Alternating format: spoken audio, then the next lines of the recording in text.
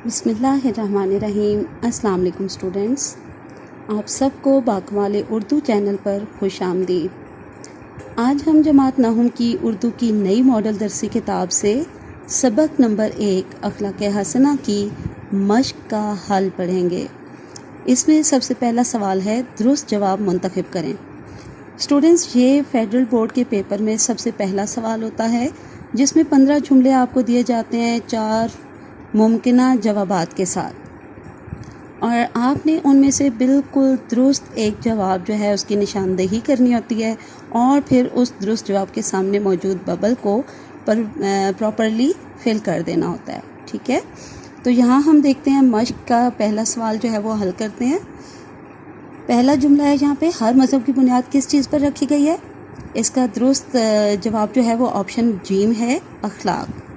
दूसरा देख लेते हैं, दुनिया की खुशहाली और अमन व अमान का दारोमदार है।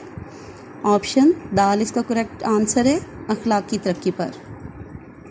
नंबर 3, हज़रत अबू ज़र गफ़ारी रज़ी अल्लाह ताला अन्हु ने अपने भाई को मक्का मुकरमा भेजा ताकि वो, इसका दुरुस्त जवाब है ऑप्शन बे, नबी अकरम सल्लल्लाहु अलैहि वसल्लम की तालीमात को देखे। नंबर 4 जुमला देखते हैं हम, क़यामत के रोज़ सबसे वज़नी नेकी होगी। ऑप्शन बे इसका करेक्ट आंसर है, अखलाक।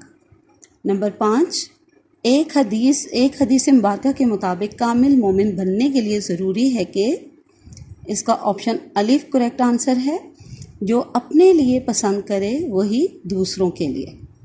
जी, अब इसके बाद आते हैं सवाल नंबर 2 पर। सबक के मतन के मुताबिक दर्ज झेल सवालात के जवाबात दें। इसमें पहला सवाल है स्टूडेंट्स, अखलाक का मकसद क्या बयान किया गया है। तो इसका जवाब होगा, अखलाक का मकसद बंदों के आपस में हकूक़ व फ़राइज़ के वो ताल्लुकात हैं जिनको अदा करना हर इंसान के लिए ज़रूरी है। अब सवाल नंबर 2 देख लेते हैं। हज़रत जाफ़र तैयार रज़ी ताला अन्हु ने नजाशी के दरबार में क्या तकरीर की। तो आप इसको उन्हीं के अल्फाज में जो है वो सबक में से देख के लिख सकते हैं। बहरहाल इसका जवाब है, हज़रत जाफ़र तैयार ने नजाशी के दरबार में जो तकरीर की उसके चंद फ़िक्रे ये हैं। ए बादशाह, हम लोग एक जाहिल कौम थे, बुतों को पूजते थे, मुर्दार खाते थे, बदकारियाँ करते थे, हमसायों को सताते थे, भाई भाई पर जुल्म करता था, ज़बरदस्त जो थे वो ज़ेर दस्तों को खा जाते थे। इस असना में एक शख्स हम में पैदा हुआ, उसने हमको सिखाया कि हम पत्थरों को पूजना छोड़ दें, सच बोलें, खुरेज़ी से बाज आ जाएं, यतीमों का माल ना खाएं, हमसायों को आराम दें, अफीफ औरतों पर बदनामी का दाग ना लगाएं। बस इतना जवाब काफ़ी है। अब आगे देखते हैं सवाल नंबर 3, अबू सुफियान ने कैसर रूम के दरबार में किस चीज़ का एतराफ़ किया। इसका जवाब होगा, कैसर रूम के दरबार में अबू सुफियान ने, जो कि अभी तक काफिर थे, यानी जिस वक्त वो जवाब दिया उन्होंने तो उस वक्त वो काफिर थे, हज़रत सल्लल्लाहु अलैहि वसल्लम की इस्लाही दावत का जो मुख्तसर खाका खींचा था ना अबू सुफियान ने, वो इसमें ये एतराफ़ किया कि वो खुदा की तौहीद और इबादत के साथ लोगों को ये भी सिखाते हैं कि वो पाकदामनी इख्तियार करें, सच बोलें और कराबत का हक़ अदा करें। अब सवाल नंबर 4 को देख लेते हैं। अल्लाह ताला को अपने बंदों में सबसे प्यारा कौन है। इसका जवाब एक हदीस से देते हैं। एक हदीस में हज़रत सल्लल्लाहु अलैहि वसल्लम ने फरमाया, तर्जुमा देख लेते हैं, अल्लाह के बंदों में अल्लाह का सबसे प्यारा वो है जिसके अखलाक सबसे अच्छे हों। अब आगे दूसरे सफ़र पर मौजूद सवाल हैं जी। अगला सवाल है, हज़रत अबू ज़र रज़ी अल्लाह ताला अन्हु के भाई ने आपको नबी अकरम सल्लल्लाहु अलैहि वसल्लम के बारे में क्या बताया। तो यहाँ पर देखते हैं कि जवाब क्या है इसका, कि हज़रत अबू ज़र के भाई ने आप सल्लल्लाहु अलैहि वसल्लम के बारे में बताया है कि, यहाँ पे तर्जुमा सिर्फ लिख लेते हैं।